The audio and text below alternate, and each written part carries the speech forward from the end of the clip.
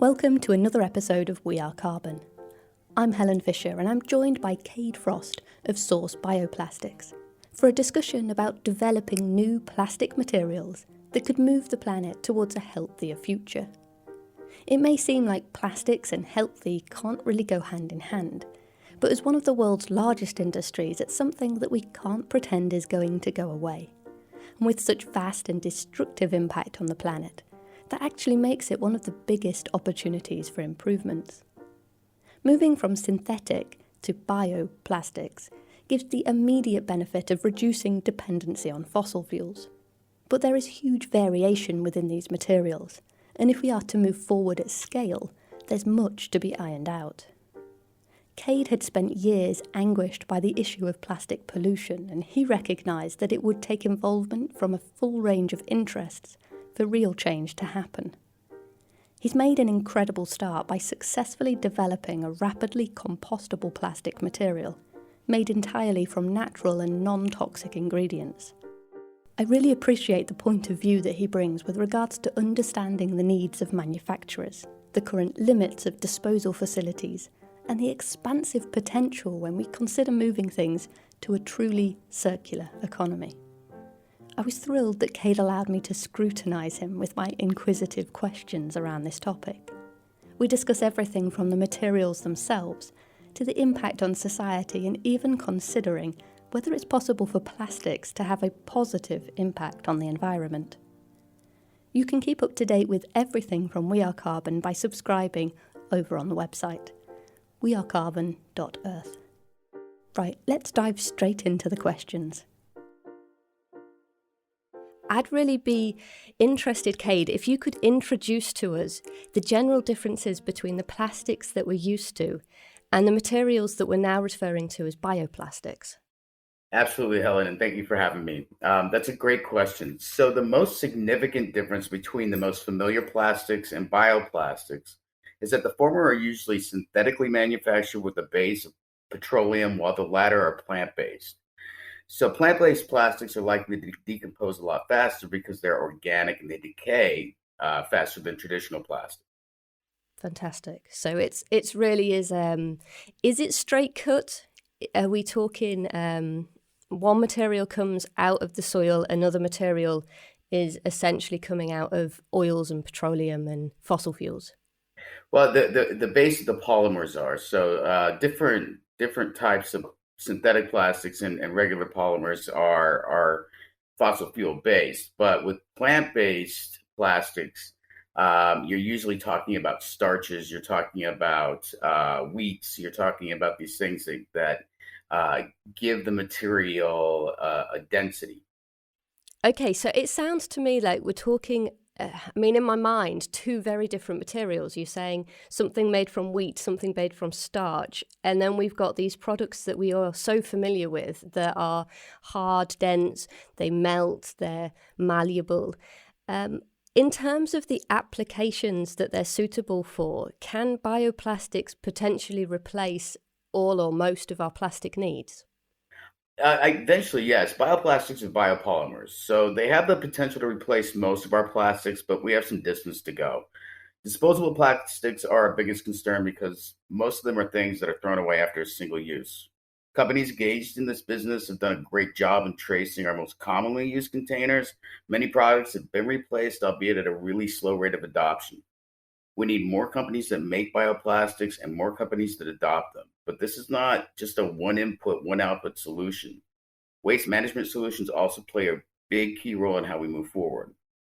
What people don't realize is that many virgin plastics already have been mixed with bioplastics to reduce the time required for decomposition, which is really important and necessary step. So usually when people hear this, next question in most people's minds is, well, why not just use bioplastics and skip the rest, right? One reason for that is manufacturing adoption rate. However, the situation is about to change. C-level executives are paying more attention to sustainable development than ever before. This is unprecedented in the history of plastics. This is a big step forward, but unless there is sufficient supply to meet the needs of these manufacturers, there's no point in changing course if there's insufficient supply. Like anything, a reduction in supply pushes up prices. Understandably, without a reliable supply chain, it's too big of a risk. So the second reason is mainly due to durability. Virgin polymers made from fossil fuels such as petroleum and additives are superior to bioplastics in durability. The third explanation, there's a great deal that goes into plastic, bio or otherwise, than just base polymer. To make bioplastic genuinely compostable and biodegradable, one that can be tossed, let's say, like into a compost heap and not poison the well, so to speak, it must be non-toxic and harmless to the ecosystem. That also incorporates a non-toxic, eco-friendly, natural fire retardant, which isn't easy to come by. Polymers are flammable. There have been incredible discoveries and applications of such ingredients like tannic acid and polydopamine. But for all the positives, there's some negatives as well. For instance, polydopamine acts as an antimicrobial barrier, and this is a natural fire retardant, which is great for plastic films that are covering foods, for instance, and bioplastic that we want to last longer, but terrible for most other single-use containers. So these types of fire retardants most likely won't work well for most 3D print filament either, because since the future of additive large-scale manufacturing will likely depend on plastics with initiators, since they dry most instantly by UV rays. But natural flame retardant like polydopamine acts as a UV barrier. Does that imply that we'll likely need different grades of 3D filaments, some for smaller makers and companies not using large additive manufacturing, and others for companies that are? Likely that's going to be the case. It's exciting and it's challenging. Yeah, it sounds very complicated in terms of the, the material properties, the chemicals. Are the additives you're referring to there, they're naturally based? Well, at least for Source, they are, and that's one of our biggest goals because, especially with what's going on with virgin plastics now, and the fact that they're mixing bioplastics with them to decompose, that's still, for us at least, is a big red flag because obviously you can't just throw that into a compost pile and expect it all to break down naturally. So one of our challenges is making a bioplastic that's completely non-toxic, that is completely eco-friendly, and that has no additives whatsoever that can't be broken down and composted alongside, let's say tomatoes and lettuce. You know what I mean? Yeah, that's exactly, in my mind, that sounds almost too good to be true, but is precisely what I would think is necessary for our future to be able to implement all of this packaging material, all of these plastics back into the soil. And what you're saying, I suppose, is that isn't across the board. That isn't, you can't just look at bioplastic and expect that to be the case. That is correct. And I don't know, I can't speak for other companies. All I can speak for is Source, and our challenge and our goal is absolutely not having anything in the plastic that one doesn't biodegrade and two could cause any harm in any environment. Yeah. But correct, I don't think it's a guarantee across the board. No. No, fantastic. And I think this is where this sort of discussion is very important because it's not always evident. Even to myself, I've tried to find this kind of information and it's not crystal clear. It's not readily available. But if we look at back to the problem of plastics in their more conventional sense for a second, one of the huge benefits across the board is that plastics don't break down. That's the point. That's why we find them so usable. They're going to resist breakdown. But it's also that persistence that is the reason that they're such a pollutant, such a problem in terms of waste. So if we just sidestep from the bioplastics for a moment, what is the current situation with plastics disposal? I'm going to get a little long-winded here if I haven't been already. No problem. So, based upon 52 peer-reviewed studies, almost everyone on Earth is consuming a credit card's weight in plastic every week through the air we breathe, the food we eat, and the water that we drink via microplastics.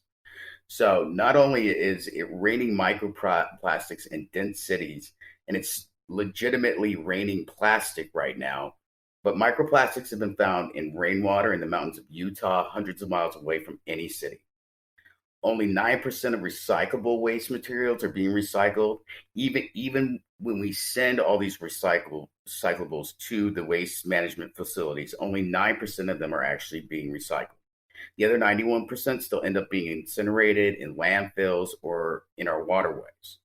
Our recycling measures are failing when and if there are recycling measures in place, and where there are not, municipalities are burning plastics. And what they're doing with that is some of them are actually turning it on into their energy grids to power homes. But it's between them being able to transport those materials over to an incinerator, plus pump that energy out. It creates a lot of greenhouse gases.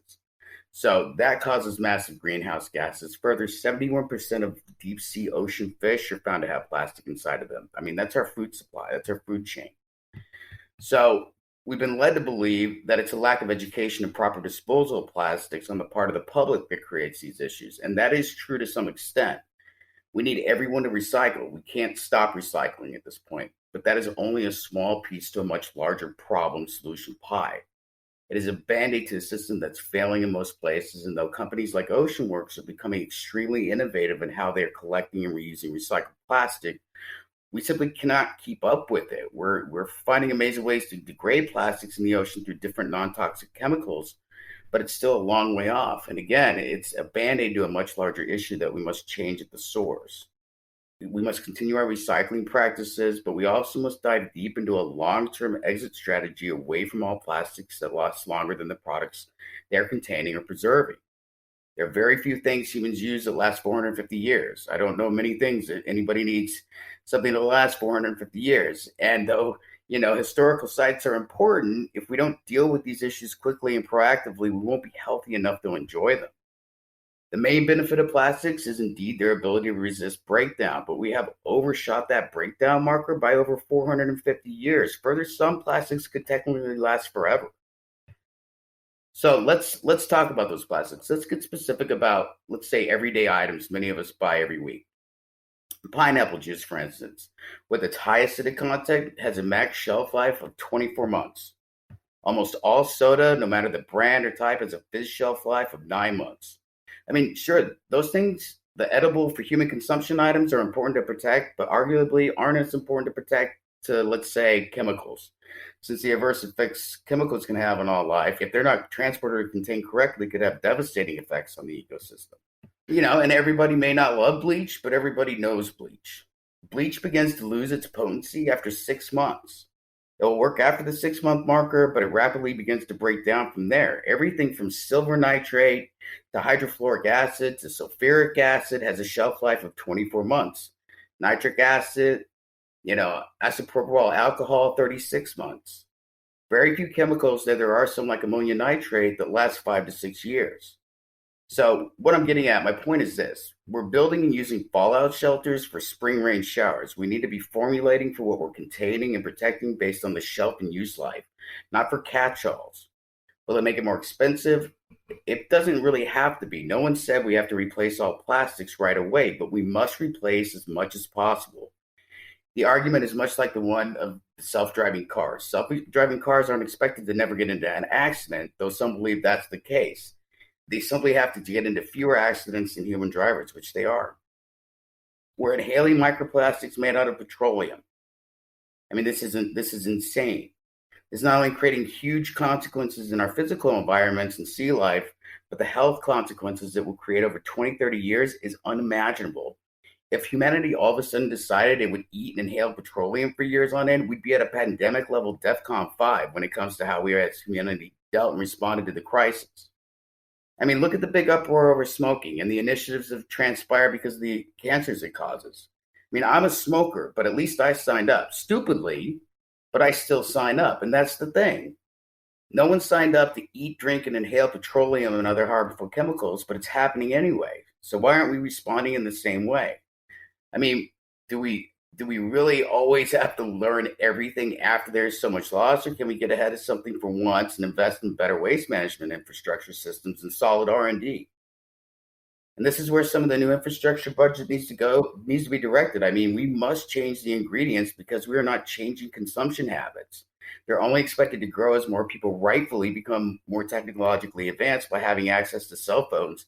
Single-use consumption is going to skyrocket.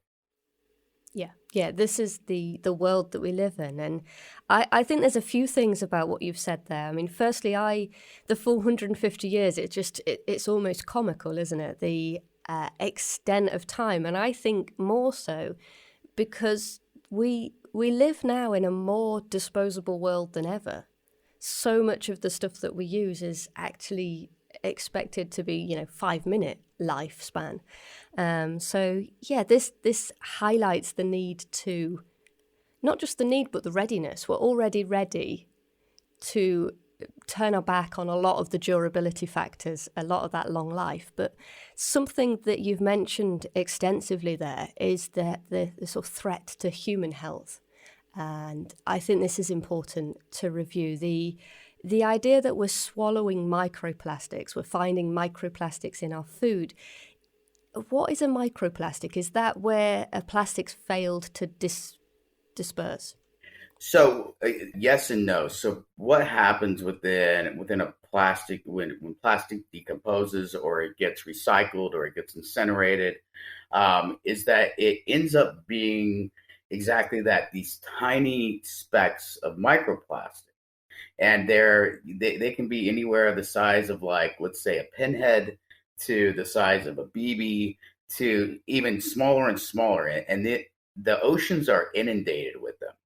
So the issue with them is that, I mean, you go out on the beach and you can see, where people have thrown out plastic containers, and this gets really annoying. Plastic bags, you see trash places. But the problem with microplastics is that some of them are so small that they're in the water droplets in our air. They're in the rain. So it's not hard to figure out that when we're putting these types of chemicals into our bodies without even knowing that we're doing it, by eating, I mean, a credit card's weight worth of plastic. That is per week. And nobody knows it's even happening. And so it's like, okay, and we don't really understand yet what that's going to do. I mean, we already understand what it's doing with climate change and what it's doing environmentally. I mean, we're it's plastics, it's carbon emissions, but we have no idea what that's going to do to us, in a 20 or 30-year time frame. It's a big deal. And these things, the problem is if we can't see them, with the naked eye, how can we possibly collect them, much less recycle them? Yeah, it makes it feel as though seeing them in a big landfill would be, in fact, healthier and easier to deal with than we are making the problem invisible by incinerating, but we're making the problem considerably worse and more difficult to clean up. Right, and it's not just from incineration. I think it's just it's every way that we are degrading them. And it's a problem. We have to change the ingredients in plastic. And I don't think that we're going to get rid of microplastics anytime soon, if ever. So we have to really start pivoting on what we want going into our lungs, into our food, and what we want, into our mouths. It's a big deal. Yeah. Could I just ask, do you feel that where we have these combinations of bioplastics and petroleum plastics that are being used in order to break them down faster, is that adding to the problem? I don't think that it is. I mean, I think that that's a huge step forward. I actually applaud people for doing that, and it's a brilliant idea. And I think a lot of that has to do with the durability of the product. But at least we're sustainably minded. We're stepping forward, and we're trying to decompose these plastics faster. But it's one step when we need to be taking 10. Yeah, we just use such vast scale of plastic around the globe that I suppose Oh yeah, it's enormous. it's unbelievable. It's unbelievable. So if we go back and imagined everything transforming from standard plastic, conventional plastic to bioplastic, is there a solution in there regarding the end of life and this waste situation? Absolutely. So bioplastics offer a big solution. And no, not all bioplastics are created the same, nor are they equal. I mean, many bioplastics begin to break down in 5 years under the right conditions. Others could last much longer, some much shorter, which is really fantastic news because when we start talking about shelf lives, we're not going to want the same plastics with the same type of barriers. For instance, some plastics we want a microbial barrier on that lasts longer. For instance, if we have electrical wires that are wrapped, we're going to want that go underground. We're going to want higher microbial level barriers, blockers to stop that from decomposing too fast, right? But if we have them on single use, we're going to want those levels to be lower. So, uh, I mean, it's fantastic news. But environmental factors they play a huge role in that time frame, just like the decomposition of all things. So, how they're being handled, are they virgin plastics or are they mixed? Are they starch based or something else? Are there additives and what do they consist of? Are they being thrown out of a car window and left, which they absolutely will be. That's a given. Or are there places where receptacles and facilities exist? All of these factors play a major role in how we move forward. It's also really important to note that just because good bioplastics are being formulated doesn't mean we won't run into other problems down the road based on their ingredients, meaning that if we want a dominant, dependable supply chain for a massive bioplastic market, we're going to need to grow ingredients in the fastest, most sustainable way possible. If we design to fix only one major problem, no matter how admirable, honorable, and necessary that problem is to solve, like making deep cuts into plastic pollution, but run into the same issues, corn for ethanol farmers are running into, we're going to create very expensive issues down the road. It's all connected. Since the bioplastic market is fledgling in comparison to traditional plastics, it's imperative that we as makers, as manufacturers, as consumers decide to get on the same page, meaning we will need to decide if additives that aren't 100% biodegradable are allowed or not. We're going to need to strengthen the BPI grade system from Food and Agricultural Oversight Departments that set standards for products who claim to be 100% BPI, just like they do with GMO free or organic certified and apply it to front end and back end bioplastics. Yeah, it sounds like there's a lot of variation. So that labeling, that certification, that's definitely that makes a lot of sense. Regarding recycling, it's obviously a problem in regards to facility, but is it possible to directly recycle bioplastics? You know, that's a really great question, and conversely, another big challenge and another debate that's going around right now. Can we recycle bioplastic? The ultimate answer is a resounding yes. The three largest groups of bioplastics are PLA, PBS, and PHS, or PHAs. Starch based are usually PBS and PHA strains. By consensus, appear to be the largest group, specifically cornstarch, though source is not. The beautiful thing about all starch is that it breaks down to three basic ingredients, glucose and water being dominant. Glucose is a fantastic micromagnet, and it's been shown to, when it's been put into like cherry blossom soil, it makes soil. It creates the soil basically has a respiration rate that's larger and faster. So it makes soil breathe faster, which is wonderful. So it has a fantastic microbial magnet and water. Well, water, of course, is fantastic for almost everything. People actually add sugar to their compost piles to inhibit faster bacterial growth to quicken decay. And though it's not recommended for smaller composting gardens that don't have appropriate containers to house their compost due to pests and their love of sugar, larger facilities could benefit from glucose absorption. Even better, when composting microorganisms, CO2 is sequestered. Compost soil mulch is made, and it can be used to grow more plants, making more, amongst various things, bioplastic. We have two major problems right now in bioplastic recycling that have nothing to do with specific bioplastics at all. The first is supply. The second is facilities. The plastics market is expected to grow to 1.75 trillion by 2025. The bioplastic market is only bringing in 6 billion of that market share. It has huge potential and plenty of space to grow, but to truly take advantage of a closed loop system and benefit from all it has to offer, there must be facilities capable of handling the growth. I without a doubt believe we can set up proper facilities and equipment to separate bioplastics from the rest. Within the same buildings where recycling and waste management systems already exist. What bioplastics is involved is standard where every company must add a certain ingredient that can be detected by weight, density, or likes will involve specific, inks that light or wave sensors can detect, or belts capable of detecting density and weight specific to these plastics. Maybe even micro pools where bioplastics will float or sink, as opposed to the other plastics and waste at the waste management level.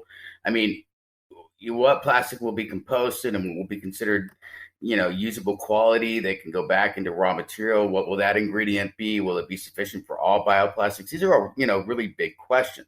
Does that mean we're going to stop producing? No. We need bioplastics, and not just for the environment, but the livelihood and continued revenues farmers, specifically corn farmers, add to the economy.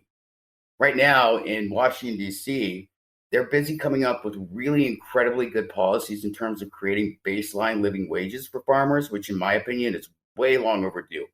But at least it's on the table and gaining strong support. But with the rise of electric cars, we won't need the same amount of ethanol we're currently producing, which is made from corn.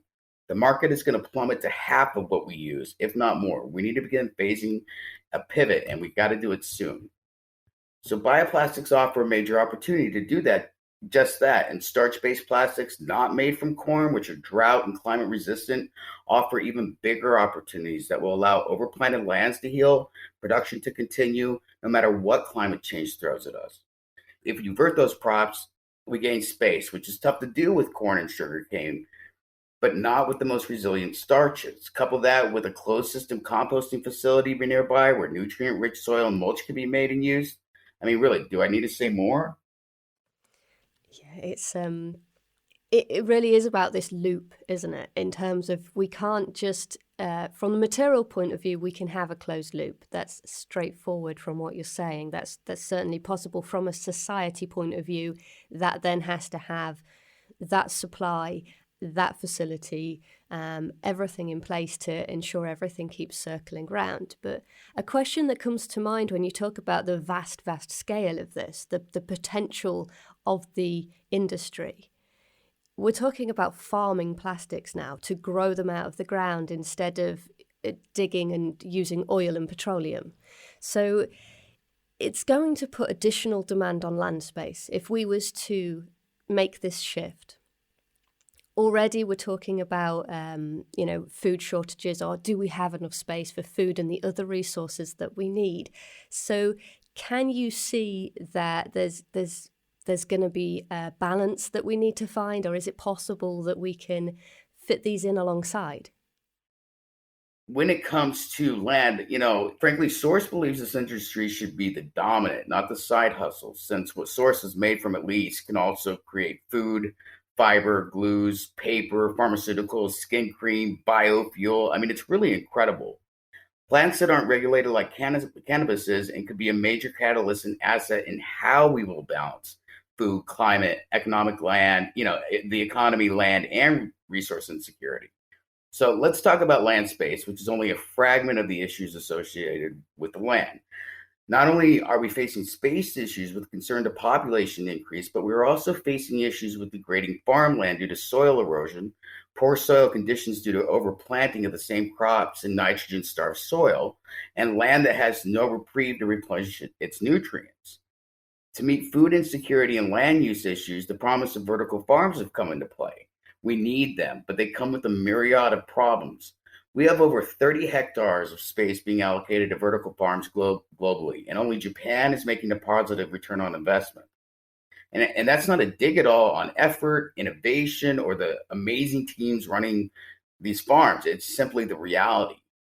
That doesn't mean they're a bad idea. Not only are they a good idea, they are essential in the long run. But to make them efficient, further profitable, we've got to find ways to lower their energy use while creating enough profit to afford higher levels of automation.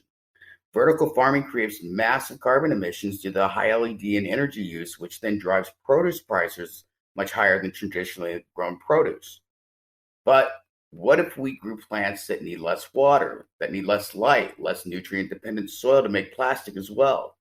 Like a side-by-side project, one hand washing the other, so to speak, to create a positive ROI with an abundant and needed product that turns into dollars and doesn't really have a massive shelf life like produce does.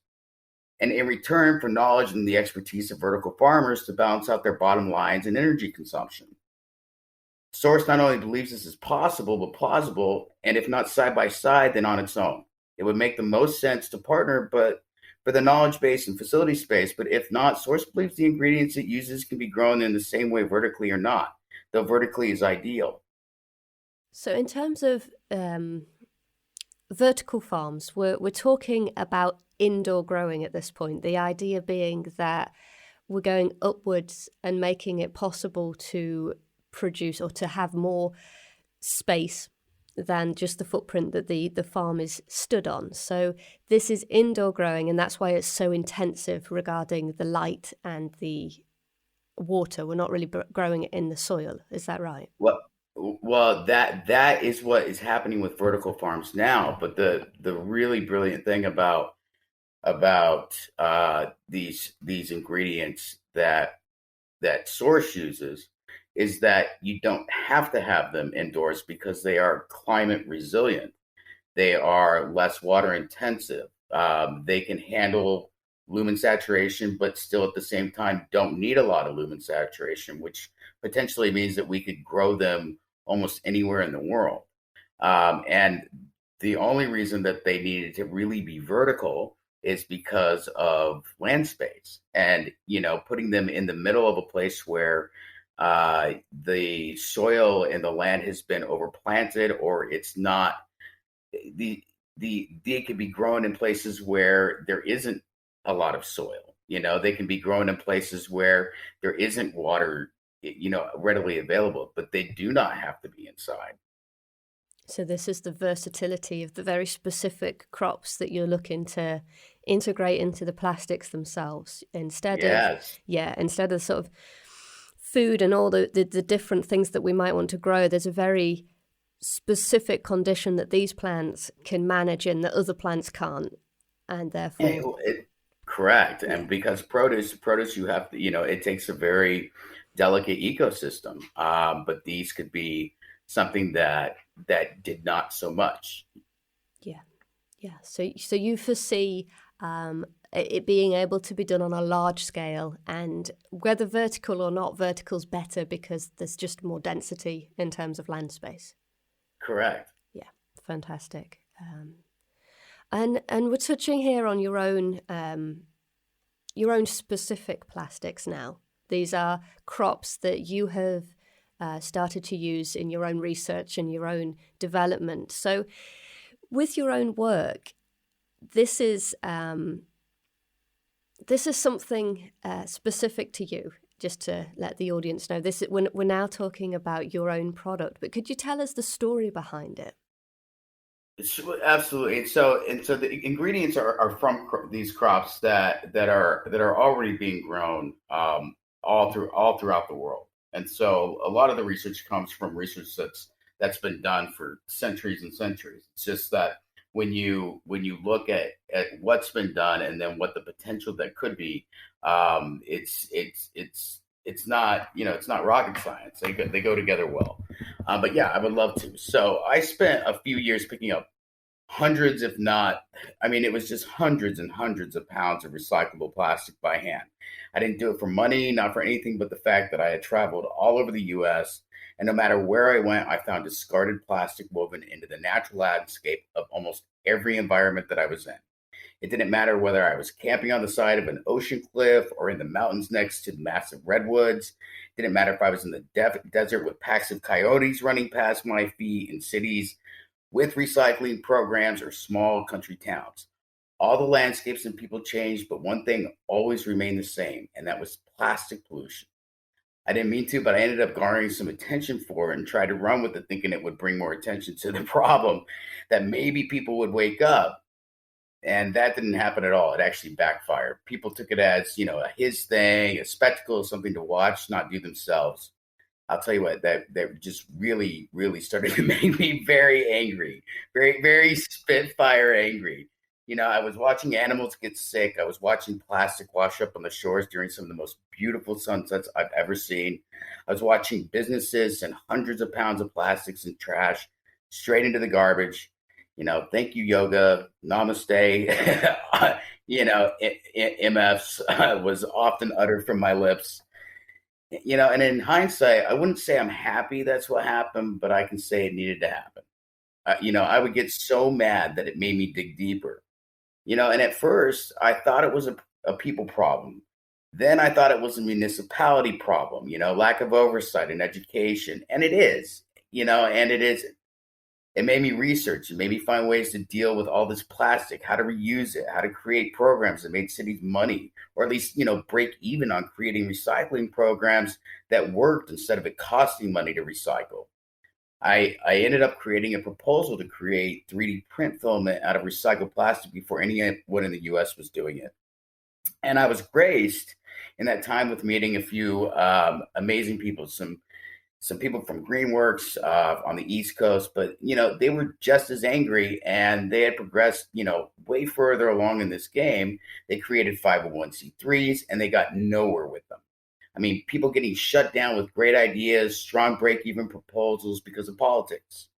Then, when I was on the East Coast, Baltimore's new $10 million recycling facility shut down because of the issues like bowling balls in the recycling stream, separation overwhelm, and then smaller recycling centers began shutting down all over the country, which is still happening.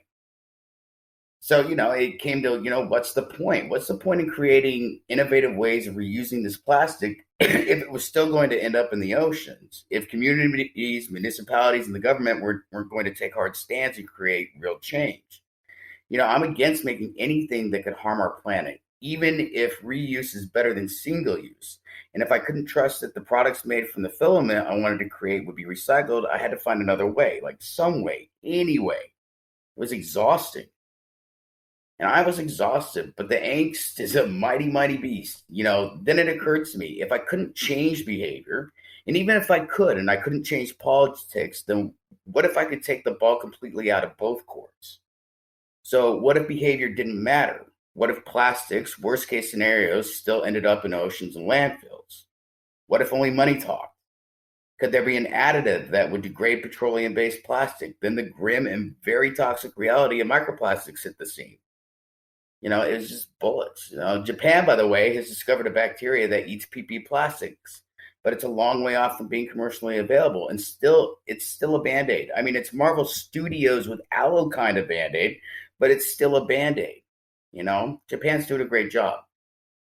Then I found the promise of bioplastics, and I was totally reignited. I mean, this was years. And this had major potential, a closed loop, circular economy potential. I mean, space potential. And when I'm talking space, I mean, Mars potential. But it has varying problems. So, many bioplastics lasted too long or needed other mixed additives that kept them from being brittle or hard to work with, which brings us back to the same sorting issues, the same pollution issues, the same Band-Aid thinking. So I set out to create a more durable bioplastic that could break down faster while being more durable through natural, fast-growing additives, and it worked. As the plastic showed visual and haptic differences between what was already being made and what I was making, the opportunities into how to solve so many other global issues well beyond plastic pollution, even a few for space, began unfolding. And that's exactly what Source was designed to do. Do we have a long way to go? You bet. But this is the way. Yeah, it sounds fantastic. So you're talking about a real solution, a plastic that does the job we need it to do and then disappears.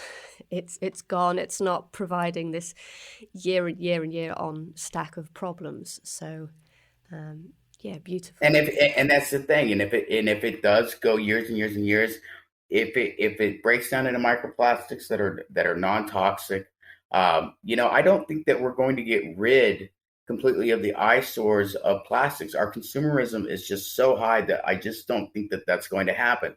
But if we know that they're breaking down into microplastics that aren't going to make us sick, that aren't going to make our environment sick, that aren't going to hurt the oceans, I think that's a massive win. Yeah, absolutely. Because we've got two enormous forces at play. We have got consumerism. We have got that ever-growing trend of more and more use. And I don't think we're just going to turn around and sort of knock that on its head and say, no, we're going backwards. We're not going to have all of these products. But we've also, as you've just expressed, got this growing sense of passion, almost to the point of anger, at seeing the world start to degrade and actually that's becoming more apparent. And the more apparent that that becomes, the more people like yourself jump to this passion, and it becomes frustrating. What you've described is sheer frustration, really, along the way. But we have to combine these two. We have to combine the passion to create the change, to look after the world that we're living in, but also this desire to live lives in the way that we're accustomed to, and this consumerism and this product use. And I think ultimately what this combines into is it's the producers, the manufacturers, the facilities, so all of the companies that are involved. And in a lot of ways, they're having more pressure put on them. There's a lot of pressure put on companies these days to be more sustainable, to be more transparent, and to be more aware. But I think we're also looking at a situation where their choices are still going to be about the bottom line. They're still going to be about money, and they're still going to be about what is a product that's provided that meets the needs that they're looking for, the application. So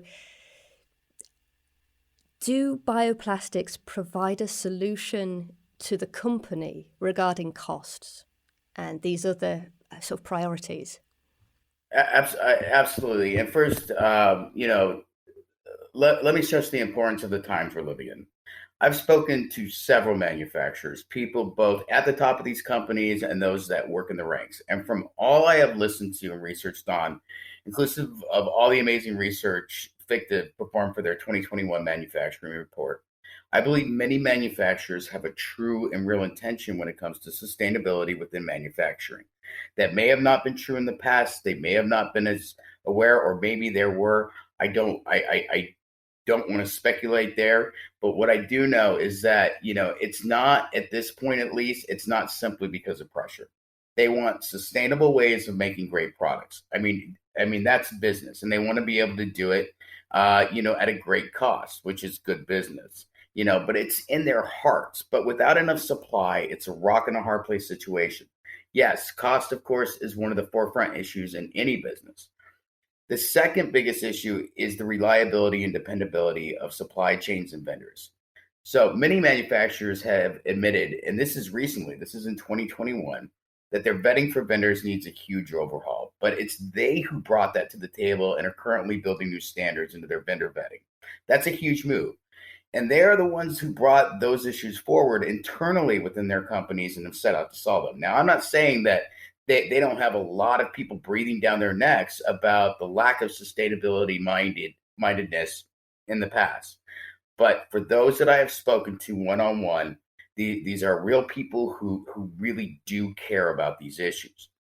So most manufacturers have 3 years worth of bulk inventory on hand. So if you go to a manufacturer and you want to make a plastic part that they've been making, they have a plastic supply worth bulk inventory on hand for 3 years. It's how they forecast their projections, and they base their sales and scale. Can they make good costs? The thing about bioplastics is that, like any kind of supply and demand, when you have enough supply, it drives down demand, and that drives down costs. So that's why we go back to saying we need a lot more companies making bioplastic. We need waste management facilities that can handle these bioplastics. But yes, since you're not taking fossil fuels out of the earth, when you get into production, when you get into manufacturing, when you get into the actual process of making bioplastics, it actually costs a lot less than it does synthetic plastics. But because there's so many people making synthetic plastics as opposed to bioplastics, they're about the same cost at this point. Okay, so that's very promising. So at the current state, the same cost, but if the scale increased, which it has potential to do so, there would be potential to drive price below what the current standards are. Absolutely, because a lot of that has to do with port fees. A lot of that has to do with having, shipment fees, things like that. But if, depending on where you are and where these manufacturers are, for instance, a lot of manufacturers are talking about reshoring in the U.S. I don't know what's happening in the U.K., but what they were doing is they were buying their bulk product from overseas and then shipping it over. So, that raises greenhouse gases because of the ships. That raises port fees. That raises, all these different fees, cargo fees, all these things that actually are built into these plastic prices. But because manufacturers have become so much more sustainability minded in 2021, they're actually looking for ways to reshore, at least in the US, but they need raw material to do that. And bioplastics offers a really good opportunity since they usually have a 3-year supply on hand. Yeah, so it's given them that transition time. It's, Right. yeah, huge potential. It's like the vision's there, and the solution is sort of within that, and it would just to sort of, like you said earlier, it's fledgling, it's right at the beginning, but it's certainly showing enormous promise. Absolutely. Yeah. It's exciting. And there's something here that we've touched on already, but something that I'd like to just sort of mention a little bit more and get a few more details. Bioplastics break down. This is the benefit. We can biodegrade them. But compared to me putting a plant in the composter and that breaking down and providing nutrients into the soil, there's some differences due to the processing that's been taking place or the additives that have gone in there. So are we looking at a problem with toxins potentially within the decomposed material? Or is this again dependent upon the material that we start with? Yeah, I can't speak for other bioplastics companies. I'd love to say no. There are no problems, no toxins, but I simply don't know. I can only speak on Source Bioplastic and its mission to formulate a completely non-toxic, durable bioplastic without the addition of hardening agents that aren't natural and not sustainable, which it has done from completely natural sources. The fire retardant it will use will be non-toxic, and as we vertically scale, there is no doubt that there will be hurdles in terms of creating a natural 3D print filament that is capable of being used in large-scale additive manufacturing. But that in no way means we won't accomplish our goal. Source is already well aware of what it must find and do to hit that goal. What I can say about starch and sugarcane-based bioplastics without additives, they do break down into carbohydrates. So you have nutrients there. If fungi or the likes are used in decay and composting processes, it will add even more nutrients. So yeah, ultimately we are throwing away a plant, or we have something very close to that in the ambition that you've set out for. Correct. There are other ingredients in bioplastic, but none of them. There are a way to source those ingredients naturally as opposed to synthetically, and without taking from the earth, but actually adding to it. And you mentioned things here to suggest there's a lot more complexity than what somebody like a layman like myself would realize. That you mentioned 3D filaments or 3D printing filaments. So this is all the reality, the practicalities of the day-to-day manufacture that people aren't gonna have the scope necessarily to be aware of the hurdles that you're facing. But the fact that this work is being done, I think, is music to many people's ears, that we are heading in this direction. Right, and that's exactly it. Is that people do need to understand that large scale additive manufacturing where massive 3D printers are going to be developed and they are going to be very useful, and that is where you can't just develop more band-aid solutions for what's now. You have to look down what we're going to be using in 50 years, and that could change significantly too. But we have to hit these goals by 2030 from the UN, and it's important that we understand where the world is going in manufacturing, and it's important for makers, consumers, and raw material growers to understand that we have to be ready for them when they're ready, because otherwise we're just going to have the same problem. Well, it's the future of our world, and it's one of the biggest products we use, and it's the one thing that can get us away from a whole lot of fossil fuels and a whole lot of problems with climate change. Yeah, it is a huge. I mean, you've mentioned numbers here. It sounds too big for me to even imagine the scale of how much plastic we use, but it does sound like something that it can't go under the radar. It is enormous potential for improvements. Correct. And we're working with nature regarding these. We're touching on this ability and nature's natural process to break down. And this brings me to the thoughts I've come across stories where fungus is being used to break down oil spills, to clean up oil spills. It has such incredible compounds or ability within nature. We have such a manner. I don't think we've even scratched the surface regarding the microorganisms and the fungi and these kind of things. So if there's such promise there in terms of remediation with fungi, is there also potential for them to be explored further in the act of breaking down bioplastics? Oh, absolutely. I think so. Absolutely. And it's interesting about the oil spills because I think they used horsehair with that and sucked that up. I learned that from Berkeley recently, which just blew my mind. The fact that we can use these, these different. I think they said something like there's so many different strains. We think about our mushrooms that are going into our salads, and but there are so many strains of these, and the fact that you can make they're so complex that you can make building blocks, true construction bricks out of something so soft in your mind like a mushroom. It blows my mind. But yeah, so fungi have shown really great promise. I mean, remarkable, in fact. It should be considered a viable option. But I don't believe the issue is in finding dynamic, potent sources of what can be used to quicken compost rate decay. I mean, air is full of spores. Simply moving compost around or forcing air through it creates heat pockets at the center that aid in faster decay. Creating microbes is easy. It's that the science isn't being exploited.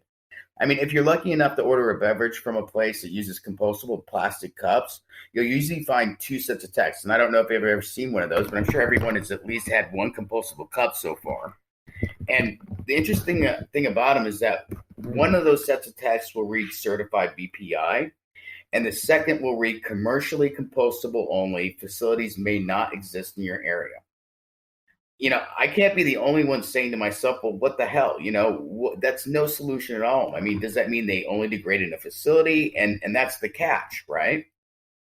So when composting facilities do exist, what I've learned is that in these facilities, because there is such a mass amount of compostables upon arrival, it's put into large staging bays. So it's set up basically, 1 through 5. It's sifted, and as decay begins to take place, it's moved to the next phase bay until you eventually arrive at a soil mixture in the last bay. It's processed. So heavy reliability on Mother Nature and 140 degrees and above temps in the middle of these piles creates the decay. So it's hard to say, we can do better when simply having a composting facility is a luxury. Like any major challenge we must overcome, just because a solid solution exists does not mean the world is ready for it. We have to catch up, but why? I mean, maybe it's education, maybe the problem, profit and loss, maybe. I don't have an answer for that. Maybe it's the soil doesn't create enough revenue to make deeper municipal investments, or maybe it's that integrating recycling programs were supposed to be the answer. Yet when many plants across the country shut down due to poor recycling practices, obviously it would make leaders second guess making even bigger investments into problems that seem too big to remedy, at an astronomical cost. But bio-based plastics could create revenue to offset the cost of these facilities. Yeah, that makes sense. When we come to a cup and it says this is compostable, but only in commercial facilities, is this dependent upon the material that it's made out of? I can't find an answer on that, and I'm kind of blown away with that too. I cannot find an answer on that, and I assume that's because of the NDAs and all these other things. I can't find an answer on that. But it seems like it's like the right direction, but almost. Yeah, just a little bit more clarity. Just a little bit more. But what do you mean you can only do it in a facility? And that's why I don't know. I don't have an answer for that. But I don't want that to be on my product, and I hope that it never is. Yes, yeah, absolutely. I think the ambition that it doesn't require something that's not available, That makes perfect sense. Yeah, let's not have that restriction there. And let's just sort of flip this the other way around and look at the absolute worst case scenario. Let's say we replace conventional plastics with bioplastics, but the bioplastics then end up at the bottom of the ocean. They end up in the verges. They end up where they not sort of ideally placed. Are they going to break down? Source will, yes. I mean, I have what the issue is that I'm having right now is keeping it around longer. But I also haven't industrial pressed my plastic yet, so that's a whole new that's going to be a whole new challenge, and it's going to be really exciting to see what happens with that. So I can't speak for other bioplastics. I think that the point is that most of these bioplastics are starch based, so yes, they will break down. When that will happen, I mean, that's the point of them. You know, somebody throws it out their car window. Eventually, these are going to break down, and not within 450 years. But still, you know, there's a lot of questions surrounding that only compostable in a facility, and you know, I'm learning as we go as well on what that exactly means. I can't answer it. Yeah, I'd kind of assumed that there was a durability to that particular plastic, but it sounds like it's more complicated than that. Maybe Yeah, less eh, transparent. yeah, it's interesting. You know, I hope that never survives on any of my stuff. Yeah. I, I'm a little shocked and odd. You know, I just hope that we're not going down. You know, it's like if you have this really great idea and this really great product, I just want to know a little bit more about what that means because I have the same question. Yeah. Yeah.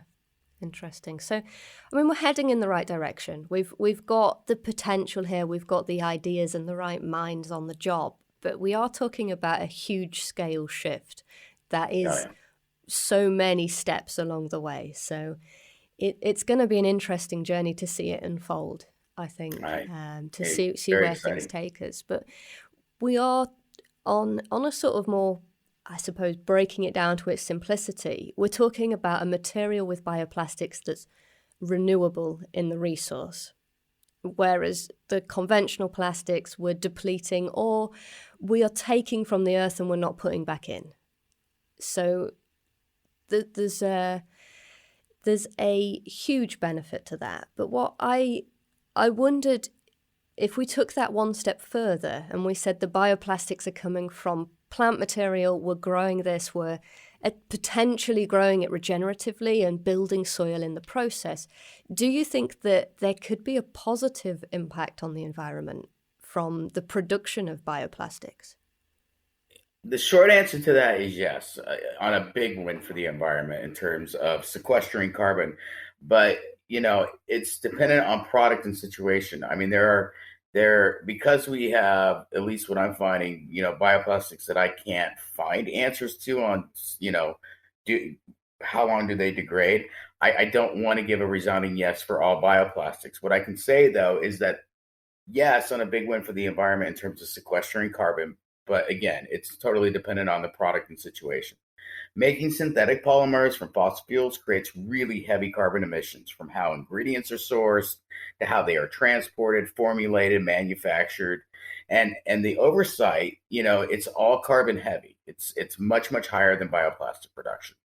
So plants have a really brilliant CO2 source slash sink dynamic. So plants become a source of CO2 when they're growing with optimum nutrients like lumen saturation, nitrogen rich soil, and plenty of water. But when you starve a plant from basic nutrients, it switches to pulling in more CO2 from the environment into its roots to create growth.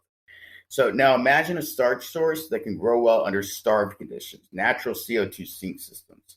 This is where source bioplastic is different. The plants use their natural CO2 sinks.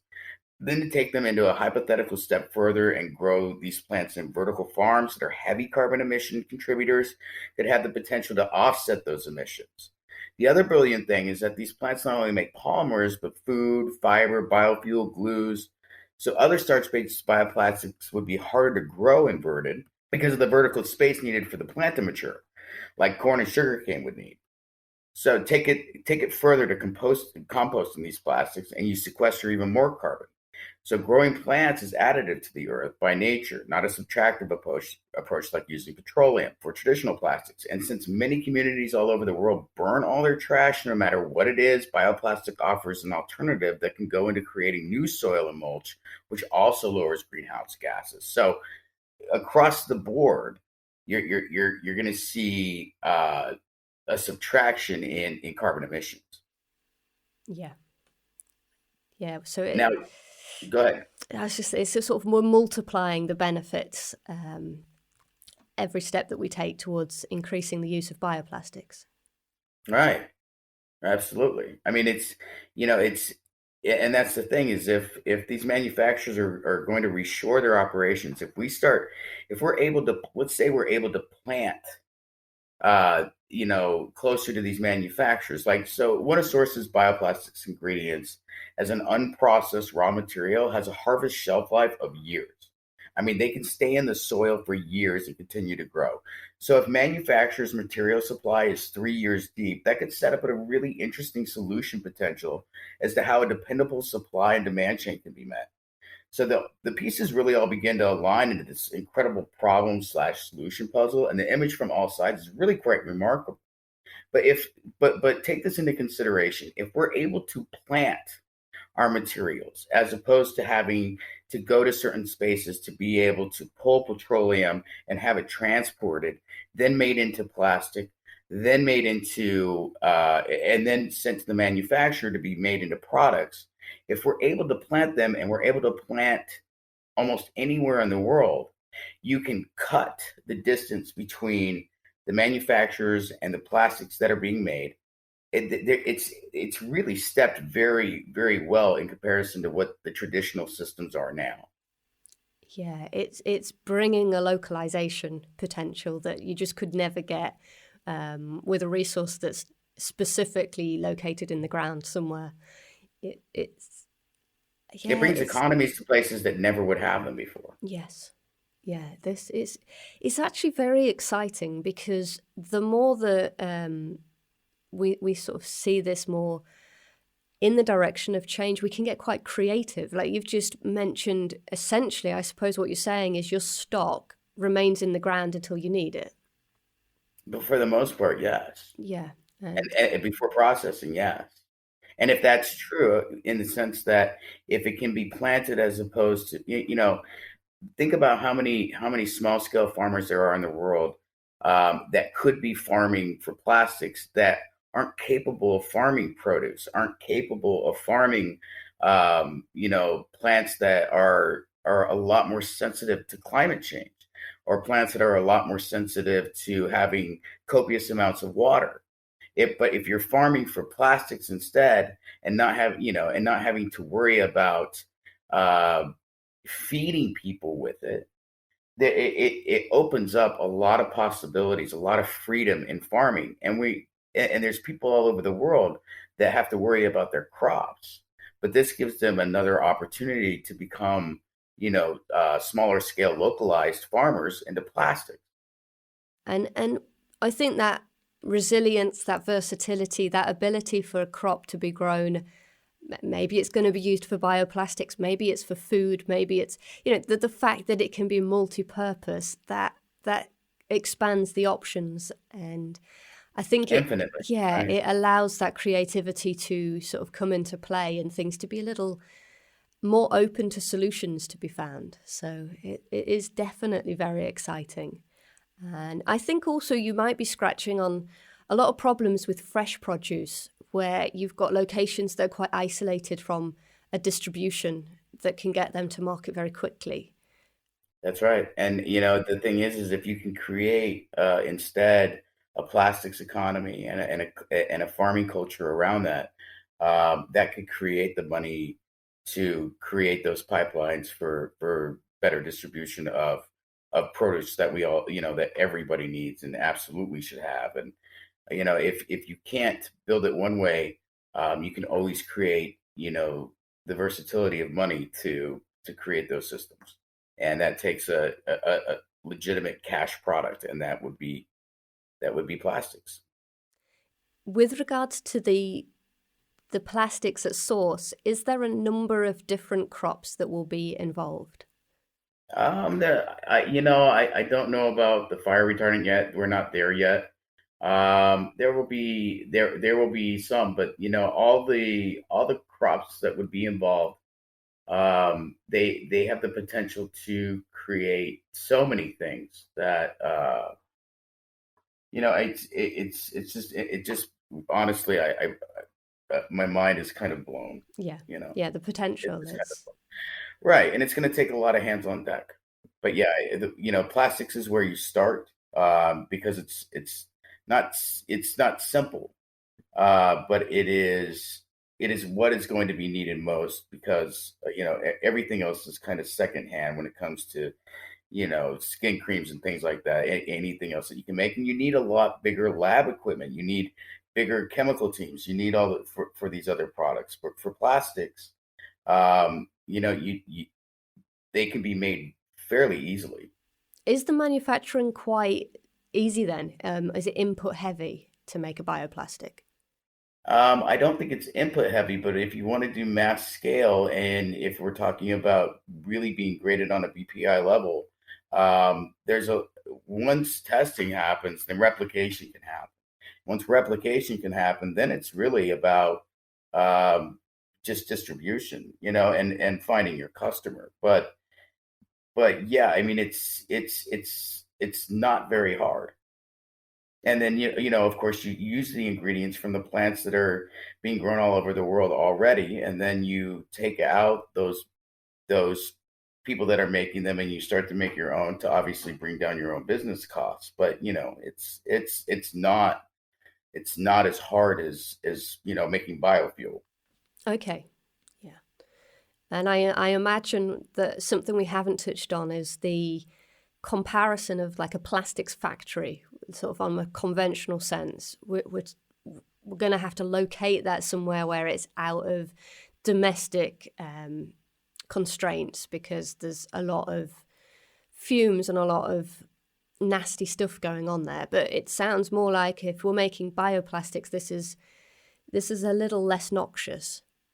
Yeah, it absolutely should be. And you have large scale dryers, and you have all these things. But ultimately, if you're not dealing with chemicals, it definitely does make things less noxious. A Source, at the moment, is your ambition to focus on bioplastics for the use of a specific, say, for packaging, for something you mentioned, for the ultimate thing that we need the most priority on is single-use products. Is that where you're focusing? Focusing on pellets, films and things are interesting. There's a lot of people working with films, but I think pellet form is probably going to be our first and biggest step, and then moving probably more into filament. Only because it's market positioning. But films are amazing, and it's if it can be made, I have no idea yet if it can be made into a film. We just simply do not have the equipment to do that, and it's just not the focus. And the thing with pellets is that anybody can take them, they can buy them, and they can hopefully do what they want with them. We're just not at that step yet. We are, this company was started in 2020, and we have a long way to go. Yeah, no, it sounds like an exciting way ahead as well. And yeah, long way to go. You've got that stage where it's it's bursting with so much to get going. You don't know where to... potential and so many pitfalls, so many pitfalls to go. So many adventures. Keep Absolutely. it positive. Yeah, absolutely. So, no, I it's been a very fascinating discussion. I've learned a lot. I think it's an industry that leaves an awful lot of questions. And you've answered so many of them for me. So I'm really, really grateful for that. And Absolutely. Thank you for your time, Ellen. I really enjoyed this as well. No, thank you. It's been yeah, like I say, wonderful to learn not just about the plastics, but also about what you're doing, which sounds like it has the right mindset behind it. If I was making a bioplastics firm, I would certainly be looking for some of the ambitions that you're taking on in terms of the the toxins, keeping it all natural, degrading quickly. It's very exciting stuff, very interesting stuff. And what's the next step for you? Uh, Thank you so much, truly. So the next steps for Source, proving all these bold claims I made. I mean, talk is cheap. Third-party testing is next. Results matter, but I'm confident. Then likely equity funding. I wish you all the luck in everything going forward. It sounds exciting. Helen, thanks so much. And thank you for listening to this episode of We Are Carbon. Next time, we'll be joined by Lara Hussein for a wonderfully inspirational talk on the Waste Lab, a business that is demonstrating the power in the simple with their collection and composting initiative in Dubai. You can keep up to date with everything from We Are Carbon by subscribing on the website or following along on Instagram. Search for wearecarbon.earth. And let's keep figuring this all out together.